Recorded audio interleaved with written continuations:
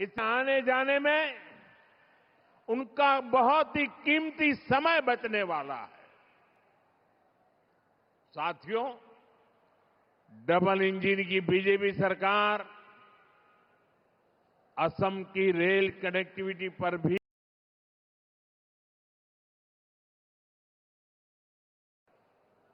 खासतौर पर रेलवे का बिजलीकरण हमारी बहुत बड़ी प्राथमिकता रहा है।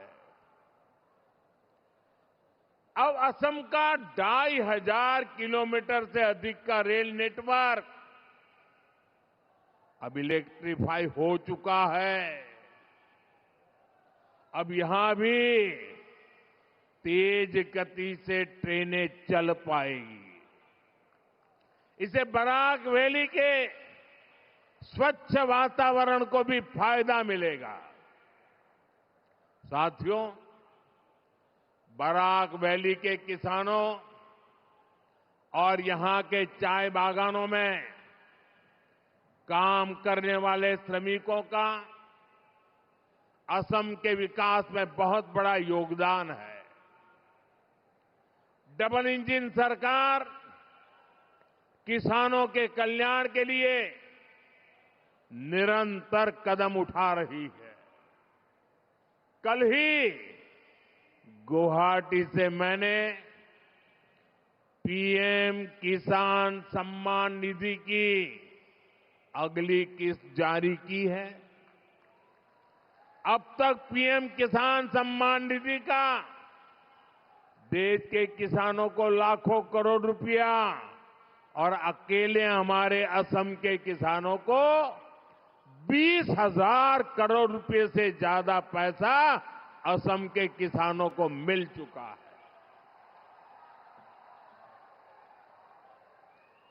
अब आप सोचिए,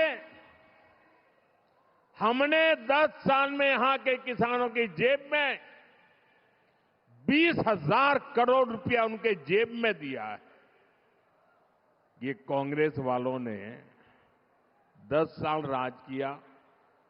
प्रधानमंत्री तो असम से चुन करके गए थे, उसके बावजूद भी एक फूटी कोड़ी नहीं दी, एक फूटी कोड़ी किसानों को नहीं दी।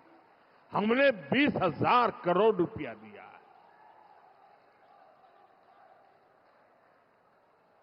कल बराक वैली के हजारों किसानों के खाते में भी ये आखिरी किस्त भी पहुंची है, ये वाली किस्त पहुंची है। और फिर जब चुनाव के बाद आएगा समय, तब भी पहुंचेगी। ये पैसा खेती से जुड़ी छोटी छोटी जरूरतों को पूरा करने में मेरे गांव के छोटे छोटे किसान भाई बहनों को बहुत बड़ी मदद कर रहा है।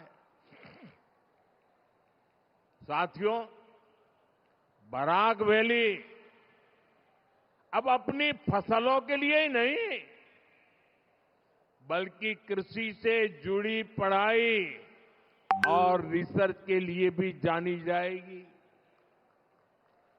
पत्थरकांडी में बराक घाटी के पहले एग्रीकल्चर कॉलेज का निर्माण कार्य आज से शुरू हो गया है।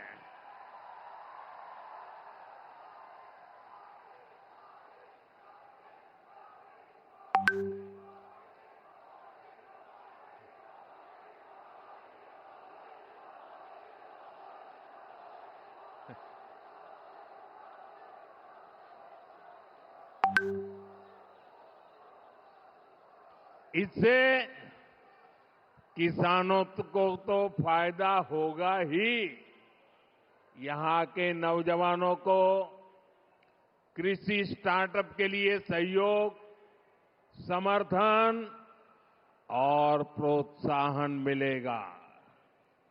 साथियों, भाजपा का मंत्र है, जो विकास की दौड़ में पीछे रह गया उसे प्राथमिकता देना।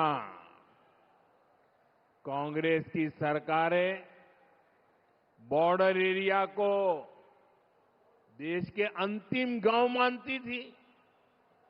हम बॉर्डर के गांवों को देश के पहले गांव मानते हैं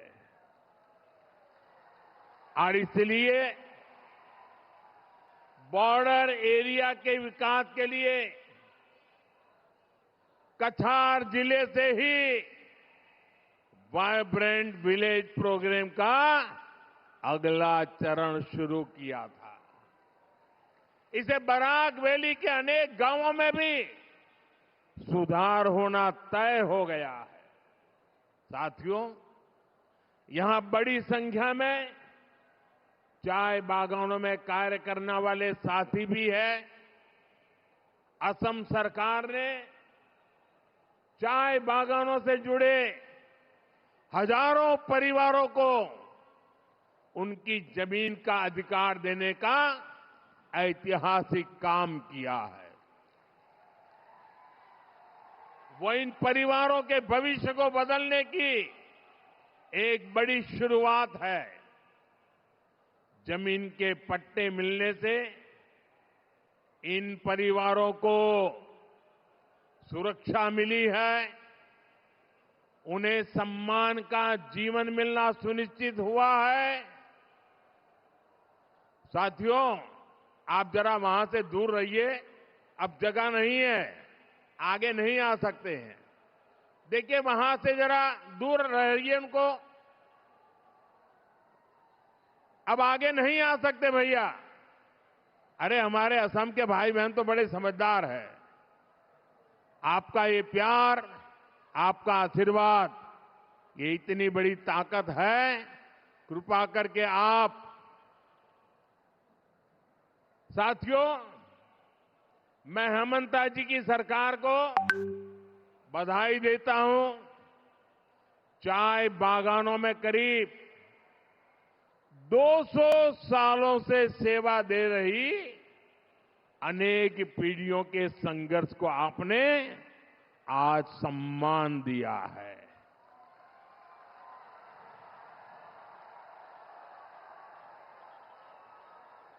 देखिए, मेरी इस बात पर बादल भी गरजने लग गए।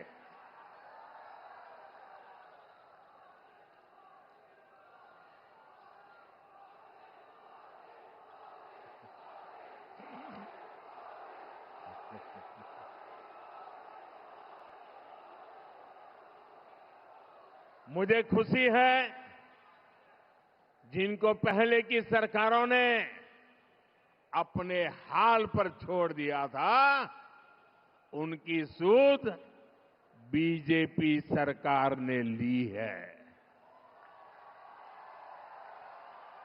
साथियों, ये सिर्फ भूमि पर कानूनी अधिकार का ही मामला नहीं है।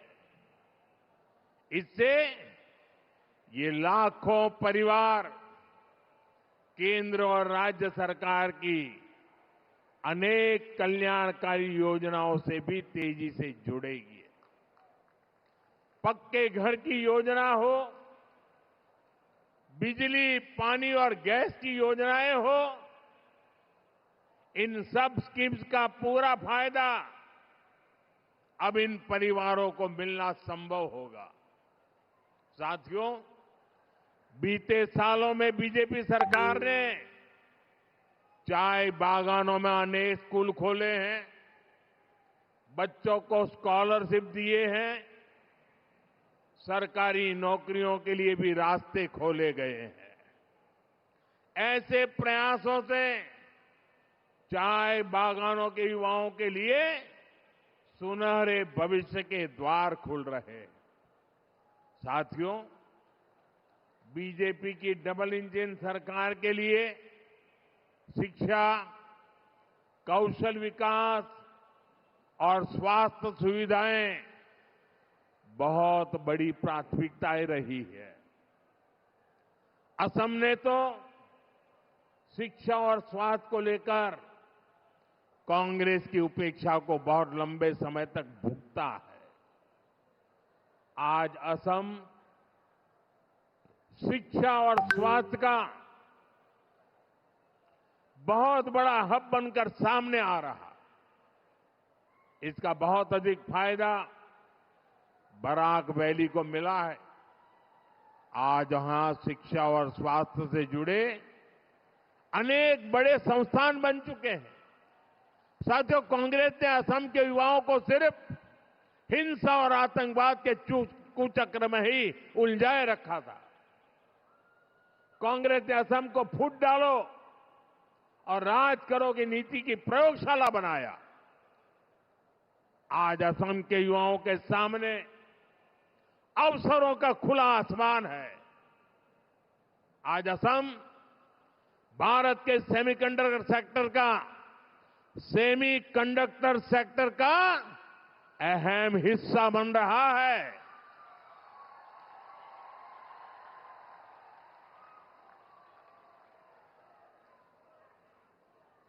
यहां नेक्स्ट जनरेशन टेक्नोलॉजी से जुड़ा इकोसिस्टम और टैलेंट तैयार हो रहा है। यहां आईआईटी और आईआईएम जैसे संस्थान बन रहे हैं। मेडिकल कॉलेज, एम्स और कैंसर अस्पतालों का सशक्त नेटवर्क बन रहा है। शांति और प्रगति का यह नया दौर अनेक बलिदानों और अनेक प्रयासों से आया है। अब ऐसी हर ताकत को मुंह तोड़ जवाब देना है जो असम को पुराने दौर में धकेलने की कोशिश करती है। साथियों, आज मैं सिलचर से असम को सावधान सतर्क भी करना चाहता हूं। आपने कांग्रेस को असम से बाहर किया। आज देश का हर राज्य कांग्रेस को सबक सिखा रहा है। कांग्रेस एक के बाद एक चुनाव हार रही है। अब निकट भविष्य में कांग्रेस खुद के पराजय के इतिहास की सेंचुरी मारने वाला है। हार की हताशा से भरी कांग्रेस ने देश के खिलाफ ही मोर्चा खोल दिया है। कांग्रेस के नेता देश को बदनाम करने में जुट गए हैं। आपने देखा है, दिल्ली में इतनी बड़ी एआई समिट हुई। आज पूरी दुनिया जब आर्टिफिशियल इंटेलिजेंस, एआई को लेकर बहुत ही उत्सुक है, दिल्ली में सफलतापूर्वक विश्व की एक नई आशा पैदा करने वाला एआई समिट हुआ। दुनिया भर के नेता, दुनिया भर की टेक्नोलॉजी कंपनियां, टेक्नोलॉजी के बड़े बड़े लीडर दिल्ली आए थे। कांग्रेस ने इस समिट को बदनाम करने के लिए कपड़ा फाड़ प्रदर्शन किया। अब कांग्रेस के पास खुद के कपड़े फाड़ने के सिवाय कुछ नहीं बचा है।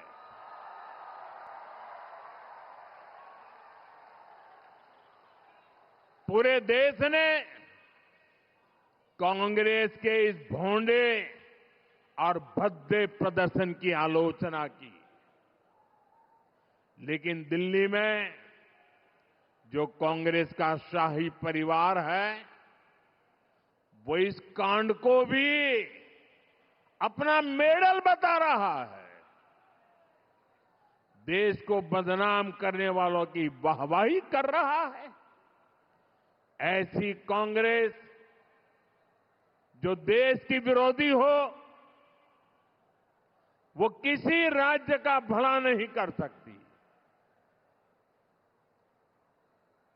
वो असम के युवाओं का कभी भला नहीं सोच सकती। साथियों, आजकल दुनिया में चारों तरफ और हमारे तो अड़ोस पड़ोस में ही युद्ध के हालात, और आप सब भली भांति युद्ध की क्या भयानकता है वो रोजमर्रा देख रहे हो। युद्ध से जो स्थितियां बनी है, हमारी सरकार उससे निपटने के लिए हमारे देश के नागरिकों को कम से कम मुसीबत आए, इसलिए हो सके उतने सारे प्रयास कर रही है। हमारा प्रयास है कि देश के नागरिकों पर युद्ध का कम से कम प्रभाव पड़े। इस समय कांग्रेस से उम्मीद थी कि वो एक जिम्मेदार राजनीतिक दल की भूमिका निभाए, लेकिन कांग्रेस देश हित के इस महत्वपूर्ण काम में भी फिर एक बार फेल हो गई। कांग्रेस पूरी कोशिश कर रही है कि देश में पैनिक क्रिएट हो, देश मुश्किल में फंस जाए और उसके बाद कांग्रेस भर भर कर मोदी को गाली दे। साथियों, कांग्रेस के लिए और कांग्रेस असम के लिए, देश के लिए कांग्रेस का कोई विजन ही नहीं है। इसलिए इन्होंने अफवाहों को, झूठ प्रपंच को ही और जैसे झूठे रील बनाने की इंडस्ट्री खोल के रखी है, उसी को हथियार बना दिया है। दुनिया में जो ताकत है वो भारत के तेज विकास को नहीं पचा पा रही।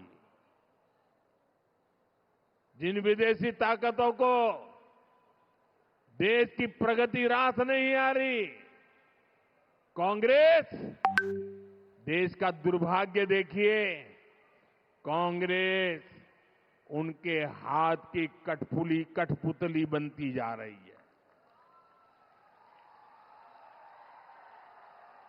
इसलिए असम के हर नागरिक को, हर नौजवान को कांग्रेस से सावधान रहना है। साथियों, असम हो, बराक वैली हो, अभी विकास के पथ पर बढ़ चुका है। बराक वैली अपनी भाषा, अपने साहित्य, अपनी संस्कृति के लिए जानी जाती है। वो दिन दूर नहीं जब बराक वैली को विकास के नए सेंटर के रूप में पहचान मिलेगी। साथियों, आप इतनी बड़ी तादाद में हमें आशीर्वाद देने आए हैं।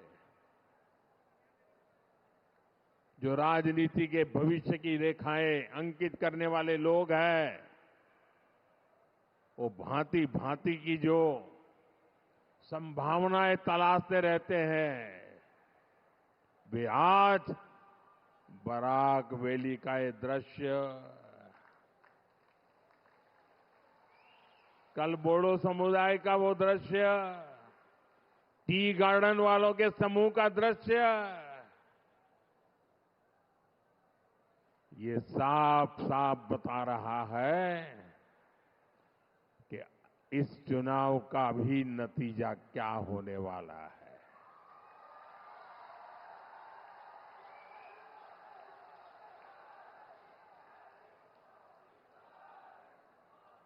और आप इतनी बड़ी तादाद में आशीर्वाद देने के लिए आए हैं, मैं आपका हृदय से आभार व्यक्त करता हूं और आप सभी को फिर से विकास परियोजना की बहुत बहुत बधाई देता हूं।